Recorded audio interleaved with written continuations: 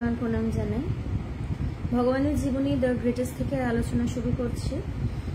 আগের দিন ভগবানের বলা কিছু আধ্যাত্মিক কথা নিয়ে আলোচনা হয়েছিল, যে সেই আত্মবোধ কাকে বলে, কিভাবে আমরা সেই সত্যকে উপলব্ধি করতে পারি। তো আজকে সেটারই একটা কন্টিনিউয়েশন। তো ভগবান তার এক শিষ্যকে এই আধ্যাত্মিক কথা চিঠির মাধ্যমে তিনি লিখে জানাচ্ছিলেন।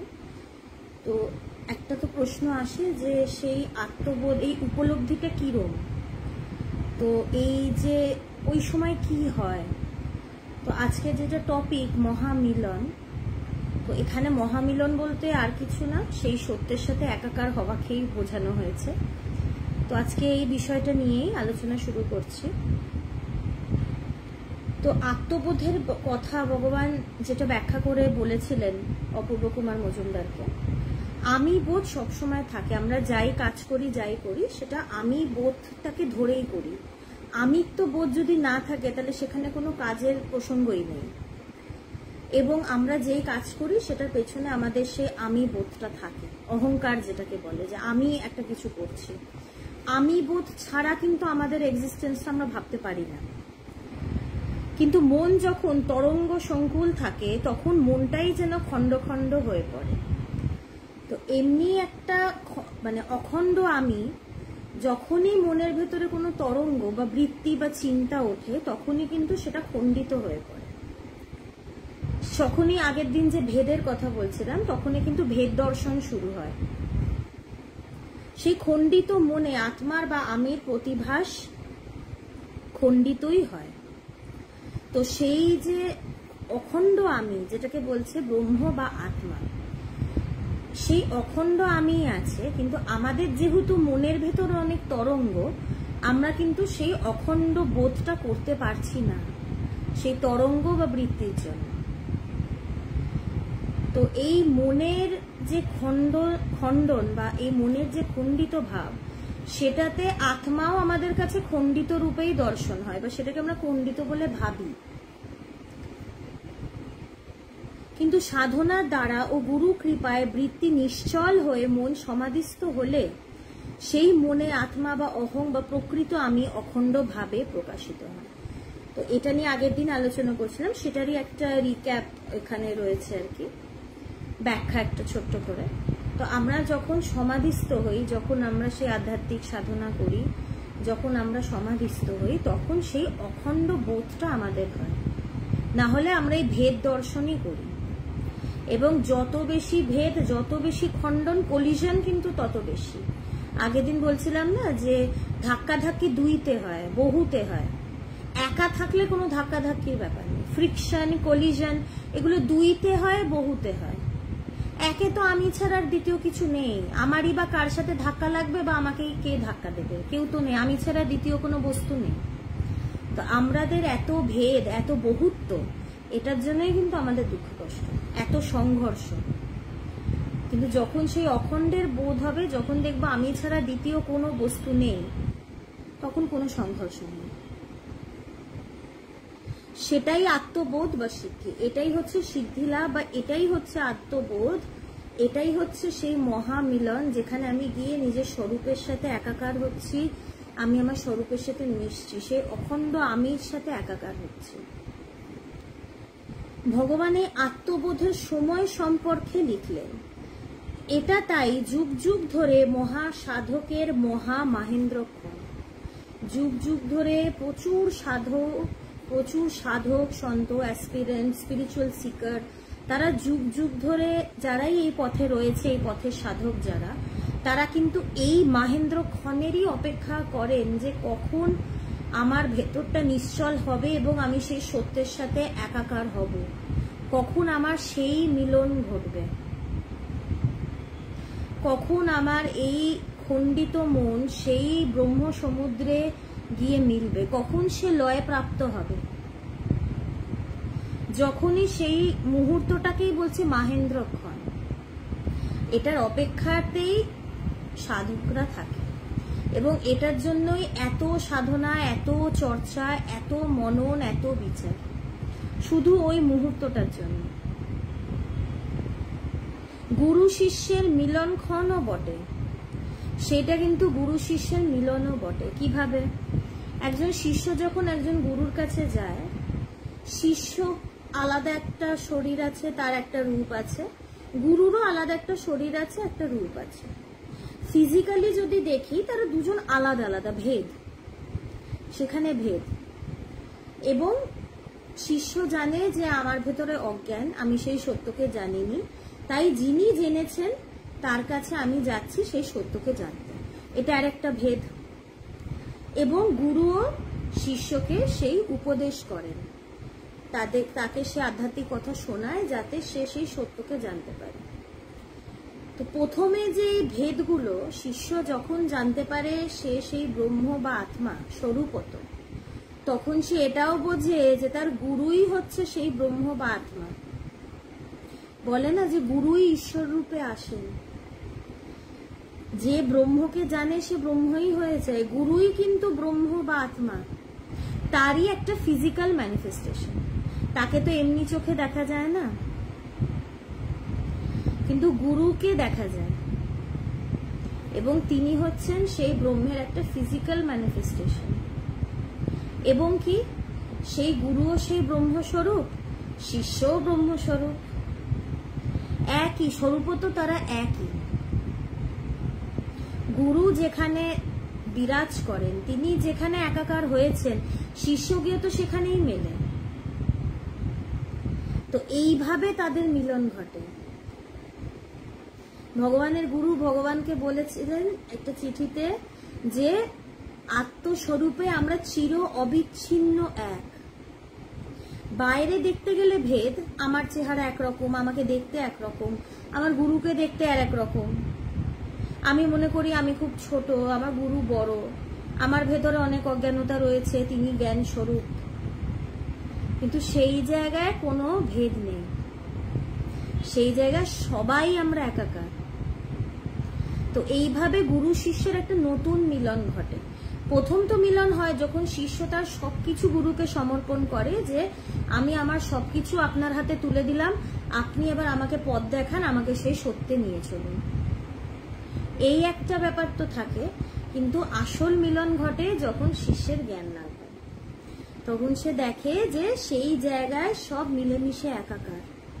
ব্যবহারিক ক্ষেত্রে ভেদ দেখা যায়, কিন্তু চরম সত্য হলো যে আমরা আত্মস্বরূপে চির অবিচ্ছিন্ন এক।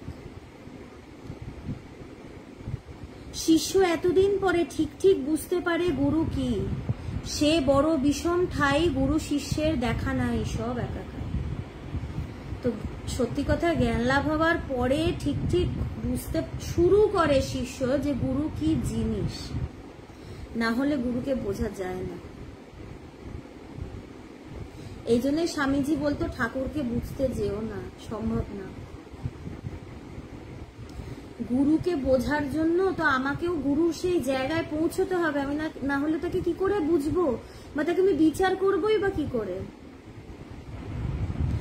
সেই জ্ঞান লাভ হওয়ার পরেও, সেই জায়গায় সে একাকার বোধ করার পরেও কিন্তু শিষ্য গুরুকে বিচার করে না, কারণ গুরু তো গুরুই।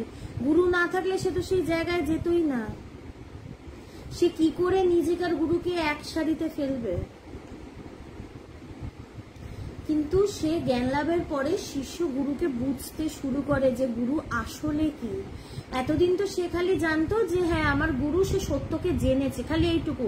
সত্য কি, তাকে জানা কি বলে, সে এতদিনে জানতো না। কিন্তু জ্ঞান লাভ হবার পরে সে তো সেটা জেনেছে। তাই গুরুই যে ব্রহ্ম বা আত্মা, গুরুই যে সবকিছু, সেই শিষ্য যাকে খুঁজছিল সে কিন্তু আসলে তার গুরুকেই খুঁজছিল। এদিকে গুরু তার বাইরেই ছিল, চোখের সামনে, সে বোঝেনি। তো এই বড় বিষম ঠাই গুরু শিষ্যের দেখা নেই। সেখানে আলাদা করে আর কোনো ভেদ, যখন ভেদ থাকে না, সেখানে আলাদা করে গুরুও থাকে না, শিষ্যও থাকে না। শঙ্করাচার্য, আদি শঙ্করাচার্য নির্বাণ ষটকমে বলছেন না যে ন মৃত্যু ন শঙ্কা ন মে জাতি ভেদ, পিতা নৈব মে নৈব মাতা ন জন্মা, ন বন্ধুর ন মিত্রম গুরুর নৈব শিষ্য, চিদানন্দ রূপ শিবহম শিবহম। বলছে যেখানে আলাদা করে গুরুও নেই, আলাদা করে শিষ্যও নেই, আমি সেই শিব, আমি সেই সচিদানন্দ শিব, মানে সেই ব্রহ্ম বা আত্মা, সেই জ্ঞান স্বরূপ। প্রথমে যে ভেদ থাকে জ্ঞান লাভের পরে, গুরু শিষ্যেরা দেখা হয় না, দেখা হওয়ার জন্য দ্রষ্টা চাই, দৃশ্য চাই, দর্শন চাই, ভেদ চাই, দুজনকে আলাদা হতে হবে, তারপর তো দেখা দেখি জানাজানি হবে। কিন্তু সেই জায়গায় তো দুজনেই একাকার, কে কাকে দেখবে, কে কাকে জানবে? তাই সেখানে গুরু শিষ্যের দেখা নেই, সেখানে তারা এক। ভগবান শ্রী মজুমদারকে পত্রের মাধ্যমে চরম কথাটা বললেন যে সেই নির্বিকল্প সমাধিতেই গুরু ও শিষ্যের মধ্যে আর দেখা হয় না। এই দেখা তো আমরা যেই দেখা বুঝি সেই দেখা নয়। এটা হচ্ছে কি যে শিষ্যের ভেতরে তো তখন সে তো দুই দেখেই না, গুরু তো কোনোদিনই দুই দেখেনি, সে একই দেখেছে। এখন প্রশ্ন হলো, গুরুর কাছে যদি সবকিছু এক থাকে, তাহলে সে শিষ্যকে যে ব্রহ্ম উপদেশ করছে, শিষ্যকে তো সে আলাদা করে দেখছে যে হ্যাঁ ও জানে না, ওকে জানাতে হবে। এটাই গুরুর খেলা, যে তাকে সত্যি নাটক করতে হয়। গুরু তো জানে যে সবাই সে ব্রহ্মস্বরূপই, শিষ্য অজ্ঞানবশত সেটা বুঝছে না, সে ব্রহ্ম হয়ে আছে, আলাদা করে হওয়ারও কিছু নেই, শুধু জেনে নিতে হবে। শিষ্য সেটা জানে যে তার ভেতরে অজ্ঞানতার ফলে সে বুঝতে পারছে না, তাই তো সে গুরুর কাছে যাচ্ছে। আর গুরু জানে যে শিষ্য ব্রহ্মস্বরূপ, কিন্তু তিনি এই খেলাটা রচনা করেন কারণ শিষ্য তো বুঝতে পারছে না। কিন্তু শিষ্য যখন বোঝে তখন আর আলাদা করে কোনো ভেদ দেখা দেখি কিছু থাকে না, এবং এই মিলনটা ঘটে সেই চরম অনুভূতি হলে। বেদান্তে একটা গল্প আছে, সেটা আগেও বলেছে, আবার বলছি যারা জানেন না তাদের উদ্দেশ্যে, যে একবার একটা কাঠুর মানে কাঠ কাটে, যে একটা কাঠুরে সে জঙ্গলের অনেক ভেতরে চলে গেছিল ভালো কাঠ খুঁজতে, কিন্তু মানে সে বুঝতে পারেনি অনেক রাত হয়ে গেছে, সূর্য নেমে গেছে, এখন জঙ্গলে তো অন্ধকারে কিচ্ছু দেখা যাবে না। তো সে একটা কোনো আশ্রয় খুঁজছে, তো তার সাথে তার একটা গাধা আছে, সে গাধার পিঠে সব মানে কাঠ রেখে সে ফেরে আর কি। তো এবার সে তো হারিয়ে গেছে জঙ্গলে, তাও যেতে যেতে দূর থেকে একটা কুটিয়া দেখেছে, আলো জ্বলছে, তো সেখানে একজন সাধু থাকে। তো সে গিয়ে বলছে, বাবাজি আমাকে একটু আশ্রয় দেবেন, আমি হারিয়ে গেছি, আমি সকালেই চলে যাব। তো বাবাজি বলছে তুমি থাকো, তোমার যেভাবে ইচ্ছে থাকো। তো তখন সে লোকটা বলছে যে শুনুন বাবাজি, আমাকে একটা দড়ি দেন, আমার সাথে আমার একটা গাধা আছে, ও তো আর ঘরে ঢুকতে পারবে না, আমি ওকে বাইরে বেঁধে দেবো, না হলে ও যদি জঙ্গলে চলে যায় জন্তুরা ওকে খেয়ে টেয়ে নেবে, হারিয়ে যাবে, ওকে পাবো না, ও না থাকলে আমি কি করে আমার কাঠ বিক্রি করব, কি করে আমি ব্যবসা করব, আমার তো এটাই একমাত্র আমার জীবনযাপন তো আমি এইভাবেই করি। তো তখন সে সন্ন্যাসী বলছে, বাবা আমি তো সাধু, আমি আর দড়ি টড়ি আমার কাছে কিচ্ছু নেই, দেখো কোথায় আমার দড়ির কি কাজ, আমি দড়ি নিয়ে কি করব। তো তখন সে তো ভীষণ চিন্তায় পড়েছে, এসে বলছে তাহলে কি করে হবে, আমার গাধাটা যদি কোথাও চলে যায়, কাঠ রয়েছে, কি করে আমি বয়ে বয়ে নিয়ে যাব, ও যদি না থাকে, ও আসে যায়, ওর পিঠে করেই আমি বোঝা করে এ করি। বলছে আপনি একটা উপায় বলে দিন, আমি নাহলে কি করে এ করব। তো তখন সে সন্ন্যাসী বলল যে ঠিক আছে, আমি একটা বুদ্ধি বার করেছি, তুমি ওকে বাইরে নিয়ে যাও, নিয়ে গিয়ে তুমি অভিনয় করো, তুমি ভান করো যে তুমি ওকে বাঁধছো। তো তখন সে লোকটা বলছে ভান করলে কি করে হবে, ও তো চলে যাবে কোথাও, ওকে না বাঁধলে কি করে হবে। তো তখন সেই সাধু বলছে যে আমার কথা বিশ্বাস করো, তুমি অভিনয় করো যে তুমি ওকে বাঁধছো, দেখবে সকালবেলা ও সেখানেই দাঁড়িয়ে থাকবে, কোথাও যাবে না, আমি তো সাধু, আমার কথা বিশ্বাস করো।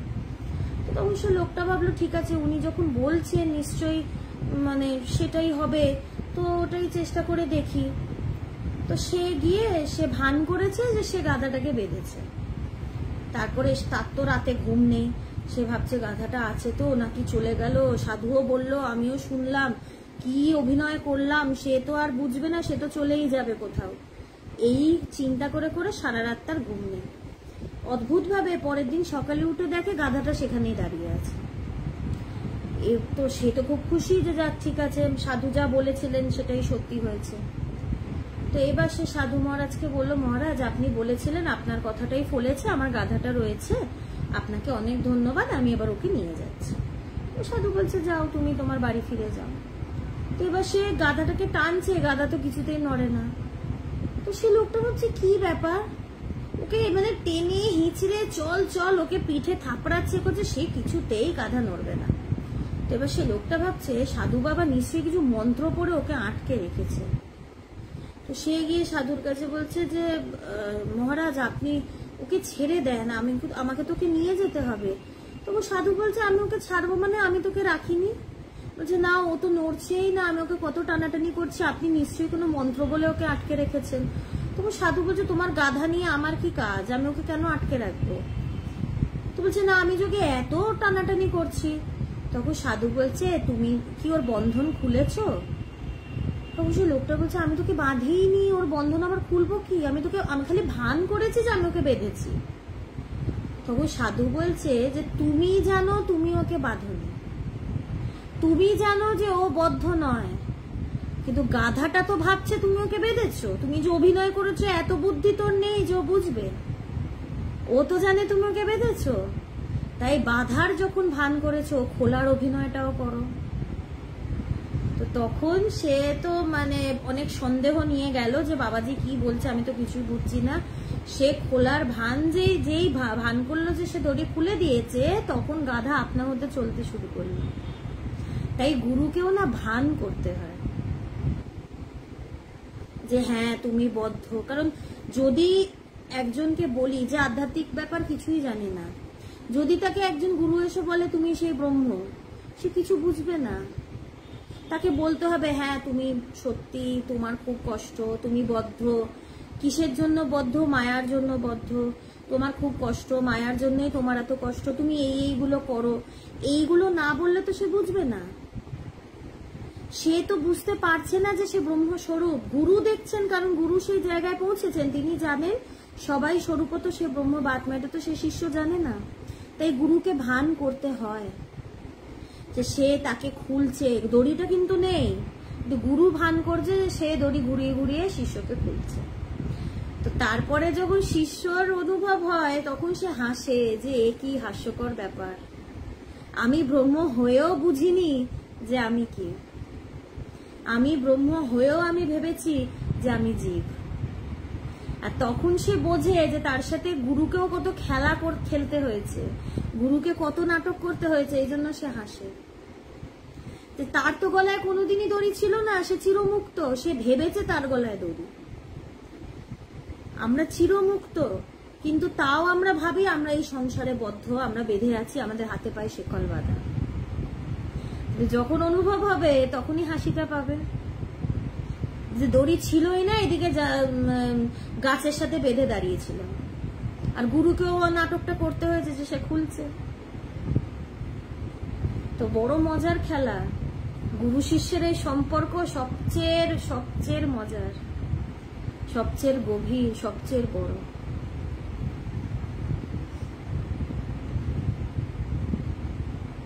তো পরে কি হয়, শিষ্যও বোঝে আমার বন্ধন নেই, আর গুরু বলে তোর তো কোনোদিনই ছিল না, তুই বেকার মিছে মিছে ভাবছিলি, আমাকেও মিছে মিছে নাটক করতে হয়েছে, আমাকেও মিছে কথা বলতে হয়েছে যে হ্যাঁ ব্রহ্মকে জানো, তুমি ব্রহ্মকে বোঝো, তুমি অনুভব করো, আমাকেও তোর সাথে নাটকটা করতে হয়েছে। তো পরে দুজনে শিষ্য বোঝে যে সেও মুক্তই, তখন আর গুরুকে তার পেছনে অত খাটতে হয় না, তখন সে গুরুকে সাহায্য করে আরো অন্য অনেক বন্ধন খুলতে। এই জন্য তখন সে বোধ করে যে সে একাকার, গুরু যেখানে সেও সেখানে। কারণ দেখা হবে কি করে, দূরত্ব থাকলেই তো দেখা হবে, একমাত্র সেখানেই তো গুরু শিষ্য সব একাকার হয়ে যায়।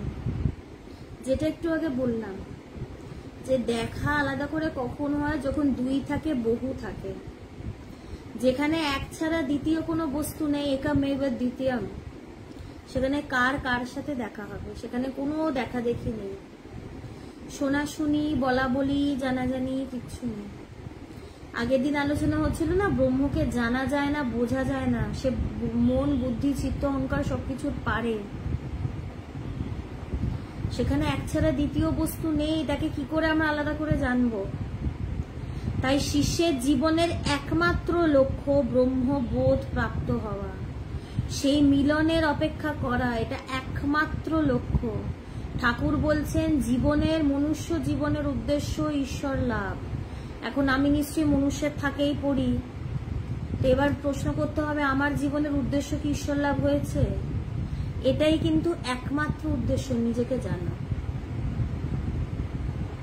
জীবনের এটা একমাত্র লক্ষ্য, আমি যেন ব্রহ্মবোধ লাভ করি, আমি যেন নিজেকে জানতে পারি, আমার যেন সেই জ্ঞান লাভ হয়, আমার জন্য সেই মিলন ঘটে। ভগবানের যিনি পরম গুরু, মানে গুরুর গুরু স্বামী কৃষ্ণানন্দজি, তিনি মা শারদার দীক্ষিত শিষ্য ছিলেন, সেটাই আমাদের পরম্পরা। তিনি দীর্ঘ 12 বছর জঙ্গলে থেকে তপস্যা করেছেন। আমরা একটা কিছুতে 5 মিনিট মন দিতে পারি না। আজকে শুরু করলাম, কালকে সেটা ছেড়ে দিলাম, আর ভাল লাগছে না। সেই মিলন, মহামিলনের জন্য, সেই সত্যকে জানার জন্য সে গভীর জঙ্গলে একা থেকে 12টা বছর তিনি সাধনা করে গেছেন। এটা যদি অতটাই ইনসিগনিফিকেন্ট কোনো ব্যাপার হতো, ব্রহ্মজ্ঞানটা যদি অত ইম্পর্টেন্ট কিছু না হতো, সে 12 বছর এটার পেছনে দিত না। সে সংসার করতো, চাকরি বাকরি করে টাকা রোজগার করতো, ব্যাস। সে তো 1 বছর 2 বছর পরেও ভাবতে পারতো, দূর আমার হচ্ছে না, তার মানে এটা নিশ্চয়ই মিথ্যা, এটা ভুল, এইসব কিছু হয় না, দূর আমি জঙ্গল থেকে বেরিয়ে সংসারে চলে যাই। সে কিন্তু ছাড়েনি, তার ভেতরে কিন্তু কখনো অবিশ্বাস আসেনি যে পথটা ভুল। পথে ভুল কথা বলা হয়, শাস্ত্রে ভুল কথা বলা আছে, এগুলো কিছু হয় না, ভেতরে একবারও আসেনি। এবং 12 বছর বাদে তার নির্বিকল্প সমাধি হয়। যখন তার শেষেও হচ্ছিল না, সে ভেবেছিল যে সে প্রাণ ত্যাগ করবে, সে অনেক চেষ্টাও করছিল। সাপের গর্তে তিনি হাত ঢুকিয়ে রাখতেন যাতে ছোবল খেয়ে মরে যান, সাপের ছোবল খেয়ে। তারপরে তিনি গলা জলে চুবে থাকতেন কনকনে ঠান্ডা পুকুরে, যাতে তার নিউমোনিয়া হয়ে সে মরে যায়। কোনোভাবেই সে মরেনি। সে মরার কথাটা ভাবলো কেন? সে তো সংসারে ফিরে যেতে পারতো, সে তো বলতে পারতো এটা যখন হচ্ছে না আমি সংসারে ফিরে যাই। সংসারে ফেরেনি, সত্য লাভ হচ্ছে না, সংসারটা তার কাছে কোনো বিকল্পের মধ্যেই নেই। সে এর চেয়ে ভালো সংসার থেকে ঢোকাচ্ছে, ভালো আমি প্রাণ ত্যাগ করে দিই। কতটা বৈরাগ্য! আর তারপরেই কিন্তু তার জ্ঞান লাভটা হয়। যুগ যুগ ধরে আমাদের ভারতবর্ষে প্রচুর সাধু সন্ত এই একটা মহেন্দ্র ক্ষণের জন্য, এই একটা ক্ষণের জন্য বছরের পর বছর তারা দিয়ে দিচ্ছে সাধনা করে, সেই মুহূর্তের অপেক্ষায় যে কখন আমি সেই জায়গায় মিশবো, একাকার হব। আর এত সোজা নয়, এত সোজা নয়। একদিন ধ্যানে বসলাম, ভাবলাম কেন কিছু হলো না, এত সোজা নয়। সহজ কখন হয়? এটা যে খুব কঠিন পথ তাও নয়, কিন্তু ভয় পাওয়ার কোনো কারণ নেই। সহজ কখন হয়? যখন আমি চাই, যখন আমি সেটাকে প্রাণ দিয়ে চাই, তখন সেটা সহজ হয়। তো এইটাই আমাদের কিন্তু একমাত্র লক্ষ্য, সেই ব্রহ্মবোধ। ভগবান যখন তার গুরুর কাছে যান, স্বামী পবিত্রানন্দজি, তো আমরাও অনেক আধ্যাত্মিক মহাপুরুষ সাধু সন্ন্যাসীদের কাছে যাই। আমরা গিয়ে এই প্রশ্নগুলো করি, আমার পরে প্রমোশন কবে হবে, আপনি একটু আশীর্বাদ করুন, আমার ছেলের অনেক রোগ, আমার মেয়েটার যেন ভালো জায়গায় বিয়ে হয়, আমার ছেলে যেন ভালো চাকরি পায়। আমরা এইসব ফালতু কথা তাদেরকে বলি, ফালতু কথাই। কিন্তু ভগবান যখন তার গুরুর কাছে গেলেন, তার গুরু তাকে জিজ্ঞেস করলো তোমার নেক্সট প্রমোশন কি, মানে কি পোস্টে তুমি এরপরে যাবে, এমনি জিজ্ঞেস করেছিল। ভগবান তখন উত্তর দিয়েছিল আমি প্রমোশনের জন্য আপনার কাছে আসিনি, আমি ব্রহ্মজ্ঞানের জন্য এসেছি। এবং পবিত্রানন্দজি শুনে ভীষণ খুশি হয়েছিলেন, কারণ তার কাছে তো খালি ভগবান যেত, তারা আরো অনেক লোক যেত, তারা গিয়ে এইসবই কথা বলতো। আমার মেয়ের বিয়েটা হবে তো, আমার সংসারের ঝামেলাগুলো কমবে তো। একজন রাজার কাছে গেলাম, গিয়ে 10 টাকা চাইলাম, রাজা লজ্জা পায়, রাজা এই জন্য হাসে। এই জন্য তো মহাপুরুষেরা হাসে, যে এসে কি বিয়ে থার কথা বলছে, তারা হাসে, তারা লজ্জা পায় যে কি চাইছে। যেখানে অনন্ত ব্রহ্ম পড়ে বলছে চারি ফল কুড়ায় পাবি, তলাতল পাতাল খুঁজলে পাবি রে প্রেম রত্নধন, ডুব ডুব ডুব রূপসাগরে আমার মন। বলছে সেখানে ডুব দিলে ধনরত্ন পাবি। সেই ব্রহ্ম সমুদ্রে ডুব দেওয়ার কথা না চেয়ে সে কি সংসার বিয়ে এইসব চাইছে। মহাপুরুষদের হাসি পায়, কি অবস্থা। যুগ যুগ ধরে মহাপুরুষরা এই একই কথা বলে আসছে, আমরাও যুগ যুগ ধরে সেই সংসার এইসব কথাই তাদের কাছে গিয়ে চেয়ে আসছে, তাই তাদের দুঃখ হয়। যে সে বলছে যে ধর্ম অর্থ কাম মোক্ষ চারি ফল কুড়ায় পাবি, এই সত্যকে জানলে সব পাওয়া যায়, বলে দিচ্ছে পরিষ্কার। কিন্তু আমরা সেটাকে না চেয়ে কি ছোট ছোট জিনিস, ওই রাজার কাছে কি 10 টাকা চাইছি, তো রাজা বলবে ঠিক আছে, এত আমি আরো কত কিছু তোমায় দিতে পারতাম, তুমি 10 টাকা চেয়েছো, পরে এসে আমার কাছে কান্নাকাটি করো না, পরে হাউতাশ করে লাভ নেই। আসল জিনিসটাকে চাইতে হবে। যে বুদ্ধিমান বা বুদ্ধিমতী সে কিন্তু সেই সত্যকে জানতে চায়। কৃষ্ণানন্দজির কথা যে বললাম, তপস্যা করেছিলেন 12 বছর, তিনি তো বুদ্ধিমান ছিলেন, তাই মানে ব্রহ্মজ্ঞান লাভ হচ্ছে না বলে সংসারে ফিরে যাননি, চাইলে ফিরে যেতেই পারতেন। এর চেয়ে ভালো বলে ভেবেছেন বাবা সংসারে না গিয়ে আমার মরে যাওয়া ভালো। আমরা তো সংসারে মরেই থাকি, কোনসা বেঁচে আমরা জীবনযাপন করি, দুঃখ কষ্টে জর্জরিত, সেটাকে তো আর বেঁচে থাকা বলে না। তো তাই জীবনের উদ্দেশ্য একটাই, সেটা হচ্ছে ঈশ্বর লাভ, ব্রহ্মবোধ। কিভাবে হবে, কিভাবে করব, সব কিন্তু বলে দেওয়া হচ্ছে। এগুলো নিয়ে তো রোজ আলোচনা হচ্ছে, কিভাবে সেই জায়গায় পৌঁছাবো, কিভাবে কোনো প্রবলেম যদি আসে তাহলে কিভাবে ট্যাকেল করব, সব কিন্তু ভগবান বলে দিচ্ছেন। ভগবান কি যুগ যুগ ধরে প্রত্যেক মহাপুরুষ অবতার পুরুষ এই কথা বলে গেছেন। এখন আমরা যদি বিশ্বাস না করি তাহলে কি করে হবে। কৃষ্ণানন্দজির ভেতরে যদি অবিশ্বাস থাকতো তাহলে সে মানে অপেক্ষা করতো না, সে ব্রহ্মজ্ঞানটাও তার হতো না। 12 বছর লেগেছে যে কি হয়েছে, এটা তো নয় যে হয়নি। স্বামীজি ঠাকুরকে জিজ্ঞেস করলেন ঈশ্বর দেখেছেন, দেখাতে পারেন, বলেছে হ্যাঁ দেখেছেন। স্বামীজি যদি অবিশ্বাস হতো যে না দূর উনি মিথ্যে কথা বলছেন, তিনি যদি তারপর থেকে ঠাকুরের কাছে না যেতেন তার কিছু হতো না। তিনি বিশ্বাস করেছেন। আমাদের বিশ্বাস করতে হবে, বিশ্বাস না করলে হবে না। আমরা জগতে সংসারকে কত বিশ্বাস করি, সংসারের থেকেই তো কিচ্ছু পাই না, তাহলে সেটাতে কেন বিশ্বাস রাখবো এত? দিন রাত তো ঠকছি, মানুষ প্রতারিত করছে, কষ্ট পাচ্ছি, এখানে ঝুরি ঝুরি বিশ্বাস। আর ঠাকুর বলেছেন জীবনের উদ্দেশ্য ঈশ্বর লাভ, ঈশ্বরী বস্তু, বাকি সব অবস্তু, সেটাতে বিশ্বাস হচ্ছে না। তো বোকা কে? আমরাই তো বোকা, চরম বোকা। এই জন্য গল্পটায় গাধার কথা বলেছে। শঙ্করাচার্য তো পরিষ্কার বলছেন, বিবেক চূড়ামণিতে পরিষ্কার বলছেন যে আমরা সত্যি গাধার সমান। এত বলে কয়েও আমাদের কিছু হয় না। আমরা অহংকার করি, আমাদের অনেক বুদ্ধি, আমাদের কিছু বুদ্ধি টুদ্ধি নেই। বুদ্ধি থাকলে এরকম করতাম না। তাই আসল জিনিসটা কিন্তু করে নিতে হবে। সেই মহামিলন না ঘটলে মহাপ্রাপ্তিও কিন্তু ঘটবে না। সেই সত্যকে জানতে হবে, না হলে যোগফল শূন্য। এবং এটার জন্য চাই বিশ্বাস এবং বৈরাগ্য।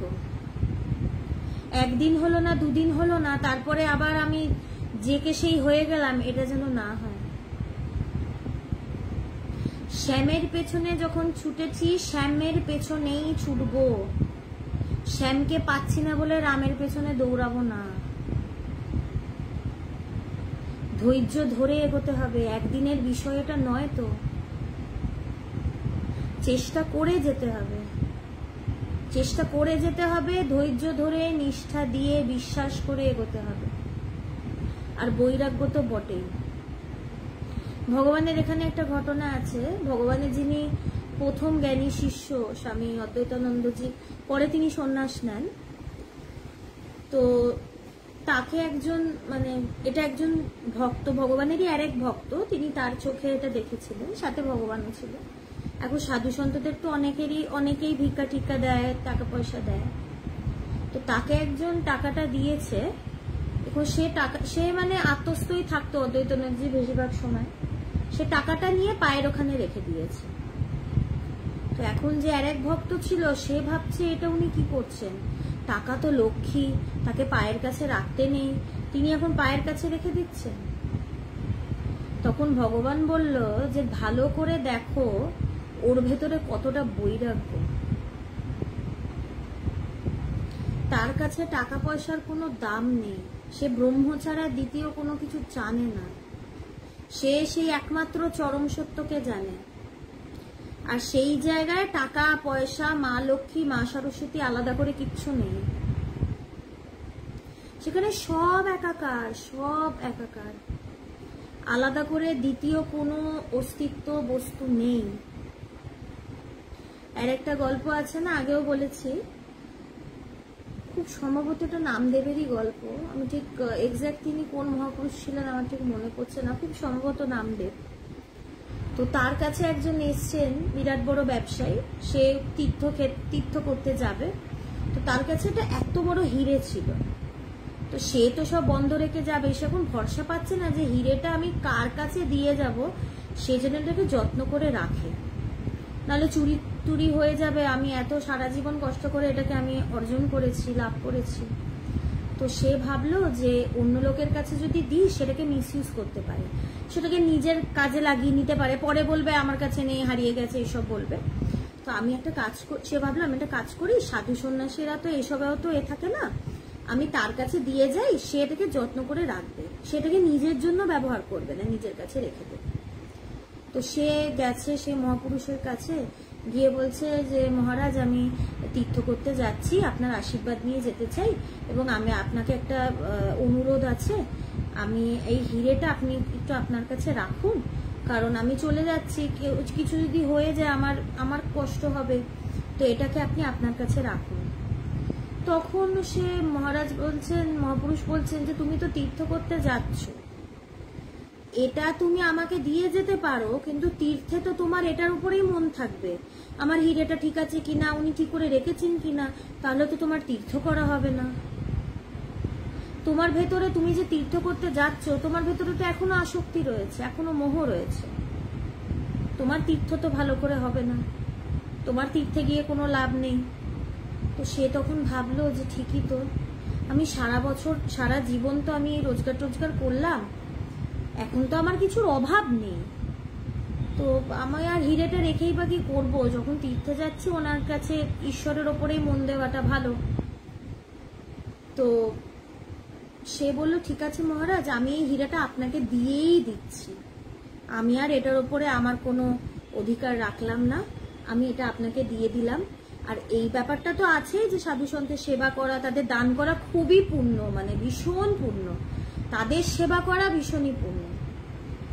যদিও বা আমাদের এই কালচারটা নেই, আমরা তাদের সাথে দুর্ব্যবহার, তাদের অবহেলা, ভণ্ডটণ্ড বলতেই বেশি ভালোবাসি, নিজেরা এদিকে ঝুড়ি মিথ্যা করি, ঝুড়ি মানে ভণ্ডামি করি, 2 নম্বরই করি, মানে ভাবের ঘরে চুরি করি, মিথ্যা করি, এদিকে অন্য লোককে ভণ্ড বলতে দুবারও ভাবি না। যাই হোক, এই কালচারটা আমাদের সত্যিই নেই, দিনের দিন আরোই নষ্ট হয়ে যাচ্ছে। সাধু সন্তদের সম্মান করা, তাদের শ্রদ্ধা করা, তাদের সেবা করা, এগুলো আমাদের আর এখন ব্যাপার নেই, নিজেদেরটা হলেই হলো। তো সে তখন বলল যে এটা তো আমার বিশাল পুণ্য হবে যদি আমি আপনাকে এটা দিতে পারি, আপনি এটাকে গ্রহণ করুন, এটা আমার অনুরোধ। তখন সে বলছে আমি তো সাধু, আমি এটা নিয়ে কি করব, আমার এটার কোনো কাজ নেই। তখন সে বলছে না আপনার কাছে রাখেন, আপনি যদি কোনো আশ্রম টাশ্রম করতে চান আপনি করেন, এটা আমার ভালোবাসা, আপনি প্লিজ গ্রহণ করুন। তো সে তখন বলছে যে না আমি নেব না। এবার সে লোক তো নাচর বান্দা যে আপনাকে নিতেই হবে, আপনি আপনার কাছে রাখেন। আমি তো আপনাকে দিলাম, আপনি প্লিজ নিন। তো তখন সে মহারাজ বলছে যে তুমি এটা আমাকে দিয়ে দিলে তো? বলছে হ্যাঁ। বলছে সম্পূর্ণভাবে দিয়ে দিলে তো, তোমার আর কোনো অধিকার নেই তো এটার ওপর? বলছে না, আপনারই একমাত্র এখন অধিকার, এটা সম্পূর্ণ আপনার। তখন সে মহারাজ বলছে আমি তাহলে এটা নিয়ে যা ইচ্ছে তাই করতে পারি? তখন বলছে হ্যাঁ হ্যাঁ, আপনার যা ইচ্ছে তাই আপনি করুন, আমার আর কোনো বক্তব্য নেই। সে তখন হিরেটা নিল, পাশে নদী বইছিল, সেখানে ছুঁড়ে ফেলে দিল। তারপর সে লোক তো অবাক, বলছে আপনি একটা হিরে ছুঁড়ে ফেলে দিলেন? এটার কত দাম আপনার ধারণা আছে? এটা দিয়ে আপনি কি না কি করতে পারতেন? তখন সে মহারাজ বলছে যে হিরের আমার কাছে কোনো দাম নেই, আমি যে জিনিস পেয়েছি সেখানে সোনা হিরে সব তুচ্ছ, সব তুচ্ছ। এই জন্যই তো সিদ্ধার্থ গৌতম বুদ্ধ তিনি যখন রাজার ছেলে, যখনও তিনি একজনে ঘুরতে বেরোলেন না, জঙ্গল দিয়ে যখন যাচ্ছিলেন, সাধুকে দেখে তার ভেতরে এই একটা প্রশ্ন এসেছিল যে যেই লোকটার কিচ্ছু নেই, কোনো কর নেই, কিচ্ছু নেই, একটা লেংটি পরে বসে আছে জঙ্গলে, খাওয়া দাওয়ার ঠিক নেই, তার মুখে এত প্রশান্তি, এদিকে আমি রাজার ছেলে হয়ে আমি তার মতন তো মানে তার মতন শান্তি তো আমার মুখে নেই, আমার মুখে তো সেই শান্তির ছাপ নেই, আমি তো রাজার ছেলে, আমি কোনো অভাবই কোনোদিন দেখিনি। তো উনি এমন কি পেয়েছেন বা ওনার কাছে কি এমন আছে যে ওনার মুখে এত শান্তির ছাপ?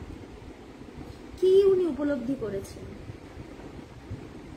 এই প্রশ্নটা এসেছিল বলেই তিনি আজকে গৌতম বুদ্ধ। আমরাও অনেক সাধু সন্ত দেখি, ঠাকুরের কথা শুনেছি, কথামৃত পড়েছি, অনেকে ভিডিও টিডিও শুনি, অনেক সাধু সন্তদের কথা শুনি, কিন্তু এই চিন্তাটা আসে না। এইটাই, এই দৃষ্টিটাই কিন্তু সিদ্ধার্থকে গৌতম বুদ্ধে পরিণত করেছিল। তার কাছে কি এমন একটা আছে যে তার মনে হয় না যে সে কুটিয়া বানিয়ে বা কোনো একটা প্রাসাদে গিয়ে থাকবে। সে একটা লেংটি পরে জঙ্গলে, কিচ্ছু নেই, সেখানে সে এক চিত্তে বসে আছে, এবং মুখে তার কত সন্তুষ্টি, কত পরিপূর্ণতা, কত আনন্দ। আর আমাদের এত কিছু থেকেও কিচ্ছু নেই, ভিতরে অভাব আর অভাব, তো কোনো দাম নেই, আলটিমেটলি যোগফল শূন্য। যদি সেই সত্যকে জানি, সেইটা জানলে সব জানা যায়, সেই সত্যকে পেলে সব পাওয়া যায়। যে বুদ্ধিমান সে এইটাকেই টার্গেট করবে, ব্রহ্মজ্ঞান। তার টার্গেট হবে আমি যদুবাবুর সাথে দেখা করব, যদুবাবুর বাগানে ফলের গাছ গুনে আমার লাভ নেই, ফল পেরে খেয়েও লাভ নেই, যদুবাবুর সাথে দেখা করতে হবে। তো এটাই হচ্ছে আমাদের জীবনের উদ্দেশ্য। এবং আমাদের যে দৃষ্টি, যে টাকা পয়সা এগুলো দরকার, এই দৃষ্টি কিন্তু মহাপুরুষদের থাকে না, তাদের কাছে এগুলোর এক ফোঁটা দাম নেই। স্বামীজি বিশাল বড় বড় বেলুর করেছিলেন ঠিকই, কিন্তু সেটার প্রতি তার মন ছিল না, তিনি আসক্ত ছিলেন না। তিনি যদি আসক্ত হতেন তাহলে আরো অনেক বছর বাঁচতেন, নিজেকে বাঁচিয়ে রাখতেন ভোগ করার জন্য, এত বড় প্রাসাদ, আমাকে সবাই মানে, তার এইসব কিছু ছিল না। তাদের এটা বিষয় না, তাদের ব্রহ্ম ছাড়া দ্বিতীয় কোনো বিষয় নেই। এবং আমাদেরও যেন ব্রহ্ম ছাড়া দ্বিতীয় কোনো বিষয় না থাকে, এটাই একমাত্র প্রার্থনা ঈশ্বরের কাছে, গুরুর কাছে। তাই বলে ঈশ্বর ছাড়া অন্য কোনো বিষয় থাকবে না মানে এটা নয় যে আমার সংসার লাটে উঠবে। বারবার আমি কথাটা বলি, এটা যেন না মনে করি। সব ভালোভাবে হবে, অভ্যাসবশত সবই হবে, কোনো অসুবিধা হবে না, কিন্তু উদ্দেশ্য, ফোকাস যেন থাকে ব্রহ্মজ্ঞান, সেই আত্ম উপলব্ধি বা সেই মহামিলন। এটাই আমাদের জীবনের উদ্দেশ্য, এটার জন্যই গুরুর কাছে যাওয়া, এটার জন্যই এত আলোচনা বেদান্ত চলছে। সেই মহামিলন যেন আমাদেরও শীঘ্রই হয়, এই প্রার্থনা করেই আজকের আলোচনা শেষ করছি। সবাই ভীষণ ভালো থাকবেন। প্রশ্ন কিছু এসছে, সেটাতে আসছে।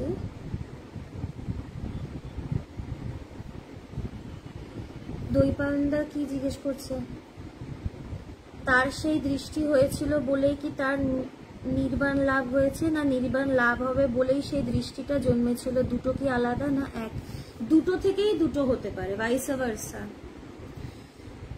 সেই সাধনা করতে করতেও দৃষ্টিটা হতে পারে, বা সেই উপলব্ধির পরেও দৃষ্টিটা আসতে পারে। আসলে এই দৃষ্টিটা তো হয় বৈরাগ্য থেকে, আর বৈরাগ্য হয়তো একজন প্রথম সে আধ্যাত্মিক পথে এলো, শুরু থেকেই যে তার চরম বৈরাগ্য থাকবে সেটা নাও হতে পারে। বৈরাগ্যেরও তো অনেক ধাপ আছে, মর্কট বৈরাগ্য মানে সেই পূর্ণ বৈরাগ্য, সেটার অনেক ধাপ আছে। কিন্তু খুব কম মানুষেরই এটা আছে যে সত্যি চরম বৈরাগ্য শুরু থেকেই কিছু না করে, সেটা খুবই কম। তো সেই বৈরাগ্য থাকলেই দৃষ্টিটা থাকে, এবং সেই বৈরাগ্য আমার শুরুতে না থাকলেও আমার প্র্যাকটিস করতে করতে, সাধনা করতে করতে আমার আরো বৈরাগ্য বাড়তেও পারে, বাড়েও, তখন বৈরাগ্য আরো গভীর হতে পারে প্র্যাকটিস করতে করতে। তো আর শুরুতেই দৃষ্টিটা থাকে যে সংসারটায় তো, আর আমরা তো সবাই ভুক্তভোগী, এই যে দৃষ্টি যে এই সংসারে কিছু নেই, আমরা তো সবাই ভুগছি, এই দৃষ্টিটা তো কৃষ্ণানন্দজির আগেই ছিল, নালে তো সে সংসারে ফিরে যেত।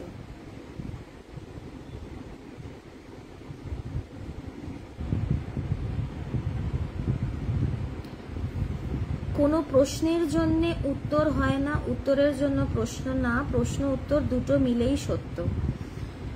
সেই জায়গায় কোনো প্রশ্নও নেই, কোনো উত্তরও নেই, সেখানে প্রশ্নও কিছু নেই, প্রশ্ন করারও কিছু কেউ নেই, উত্তর দেওয়ারও কেউ নেই, দুটোর প্রসঙ্গই নেই। প্রশ্ন উত্তর এগুলো এই ডুয়ালিটির মধ্যে, এই ব্যবহারিক ক্ষেত্রে অনেক প্রশ্ন এবং উত্তর, সেই জায়গায় প্রশ্ন উত্তর কোনোটার প্রয়োজনও নেই, করারও কেউ নেই, দেওয়ারও কেউ নেই। সেই চরম সত্যে এগুলো কিছুই নেই। আবার কি এই relative truth, on this plane of relative truth, সেই সত্যে পৌঁছানোর জন্য আবার অনেক প্রশ্ন উত্তর, সেই সত্যকে জানার জন্য আমরা অনেক প্রশ্ন উত্তরের মধ্যে থাকি, কিন্তু সেই সত্যটা প্রশ্ন উত্তরের পারে। তাই প্রশ্ন উত্তরের যে কনটেক্সট, এটা শেষ করে এটার পারে গিয়ে সেই সত্য, এই প্রশ্ন উত্তর নিয়ে আটকে থাকলে হয় না।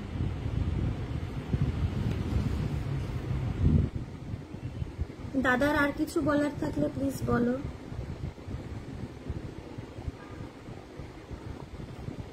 তুমি আগে যে কথাটা বলেছিলে, তো সেটা অনুভবের পরে আরো, তখন তো তার এক ছাড়া দ্বিতীয় কিছু নেই, কিন্তু তার আগেও যতক্ষণ অনুভব হচ্ছে, সবসময় এক দেখা সম্ভব হয় না, সবসময় এক দেখা সম্ভব হয় না, সে টলেই যায়, অনুভবের পরেই এক ছাড়া দ্বিতীয় কিছু আর দেখতে পায় না। হ্যাঁ, উত্তর হয় না, ওটাই তো বললাম, সেখানে প্রশ্নও নেই, উত্তরও নেই। তো কি উত্তর? এটাই উত্তর যে সেখানে কিছু উত্তর নেই, এটাই উত্তর। তার আগে এত প্রশ্ন, এত ব্যাখ্যা, মধুসূদন সরস্বতী মানে গীতা ব্যাখ্যা করছেন, এক একটা শ্লোকের 8 পাতা ব্যাখ্যা, কিন্তু প্রত্যেকটা ব্যাখ্যারই উদ্দেশ্য আমরা যেন ব্যাখ্যার পারে যেতে পারি। উত্তর হয় না তো, ওটাই তো বললাম। তার আগে কত প্রশ্ন, এই জন্যই তো হাসিটা পায়, হাসির আর তো কোনো কারণ নেই, এই জন্যই তো মানে হাসি ছাড়া আর কোনো রাস্তা নেই। এই হাসি না হেসে কি উপায়? হ্যাঁ, না হেসে উপায় নেই তো। ওই জন্য ভাবতে হয় যে কত প্রশ্ন করেছি, কত উত্তর চেয়েছি, পরে গিয়ে দেখলাম যে প্রশ্নও নেই, উত্তরেরও কোনো প্রয়োজন ছিল না।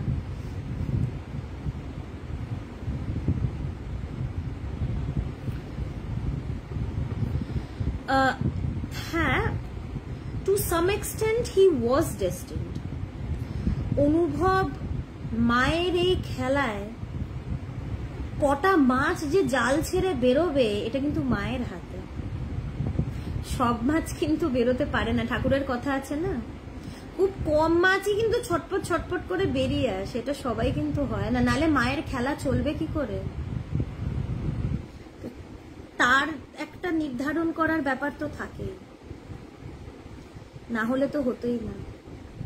চাবিকাঠি তো তার হাতে, তিনি চাবি এসে কার তালা খুলবেন এটা তো তিনিই জানেন। এখন আমি যদি এখন ভাবি যে হ্যাঁ আমার যদি ডেস্টিনিটা না থাকে তাহলে আর চেষ্টা করে লাভ নেই, এটাও ভুল। এখন তিনি যদি দেখেন যে কেউ শিলনোড়া দিয়ে হাতুড়ি দিয়ে তালা ভাঙার চেষ্টা করছে, সে পারবে না সেই তালা খুলতে, সে চেষ্টা করছে, তখন তার একটু করুণা হয়, সে কৃপা করে সে তালাটা খুলে দেয়। তো আমি যদি মনে করি যে আমি হয়তো সেই মাছ যে বেরোতে পারবে না, এই কথা ভাবারও কোনো ব্যাপার মানে হয় না, যে যাদের নির্ধারিত তারাই খালি বেরোতে পারে। হ্যাঁ, ঘড়ির লক্ষ্যে কাটে 2-1 জনা, কিন্তু আমিও সেই 2-1 জনের মধ্যে হতে পারি, এটাই হচ্ছে কথা।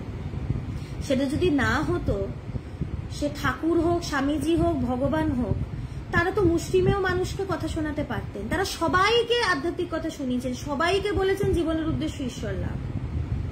পারবো বলেই বলেছেন, বা সম্ভব বলেই বলেছেন, নালে বলতেন না।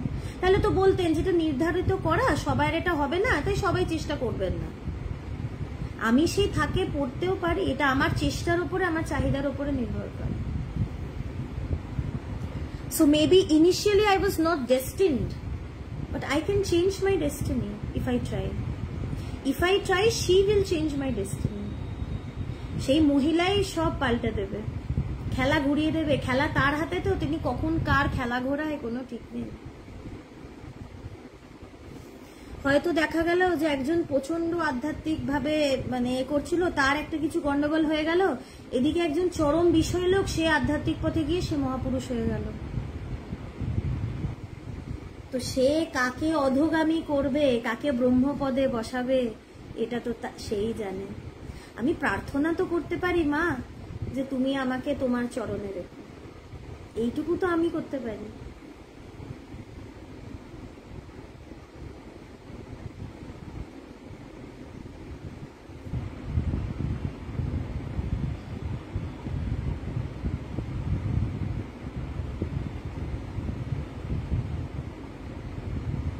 হ্যাঁ দাদা, একদমই ঠিক বলেছে। আমি যে কথা বলছি বা যারা শুনছে, এটাও কিন্তু তার ইচ্ছেতেই। আমি এক মুহূর্তেও ভাবতে পারবো না যে আমি আমার শক্তিতে, আমার ইচ্ছেতে কথা বলছি। তিনি যদি ওদিক থেকে রাশ টেনে দেন, তোতলাবো রীতিমতো, বোবা হয়ে যাব, একটা কথা মুখ থেকে বেরোবে না। এটা তার ইচ্ছেতেই হচ্ছে, নাহলে সম্ভবই না।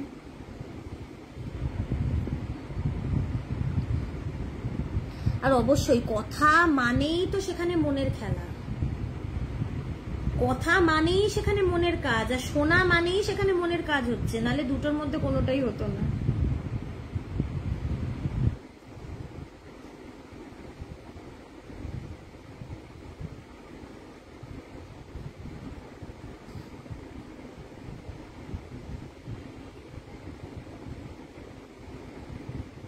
হ্যাঁ বিজন বাবু, আমি বেদান্ত নিয়ে আলোচনা করছি, সেটা নিয়েই আমি আলোচনা করি। আমার মেন যেটা বিষয়, আমার যিনি গুরু, ওনাকে আমি ভগবান বলে ডাকি এবং মানি। শুধু যে ডাকি ওটা কোনো নাম নয় তার, আমি তাকে মানি ভগবান বলে। তিনি আমার ঈশ্বর, তিনি বেদান্ত সোসাইটি, ইন্টারন্যাশনাল বেদান্ত সোসাইটির প্রতিষ্ঠাতা। ওনার জীবনী থেকে আমি আলোচনা করছি। ওনার জীবনীটা অবশ্যই শাস্ত্র, যে কোনো অবতার পুরুষ মহাপুরুষের জীবনী শাস্ত্রই হয়। তো ওনার যে বলা কথা, ওনার যে বেদান্তের কথা, ওনার যে আধ্যাত্মিক কথা, সেগুলো নিয়েই আমি ব্যাখ্যা করছি, সেগুলো নিয়ে ব্যাখ্যা করছি, প্রয়াস করছি। কারণ ওই আবার বললাম, এগুলো নিয়ে তো বেশি কথা বলা সম্ভব নয়। তিনি যতটুকু বলাচ্ছেন ততটুকু বলার চেষ্টা করছি। তো আজকে অবধি থাক, সেই প্রার্থনাটা করেই আবার শেষ করছি যে আমাদেরও খুব শিগগিরই যেন সেই মহামিলন ঘটে। আজকে এই অবধি রাখছি, সবাই ভীষণ ভালো থাকবে।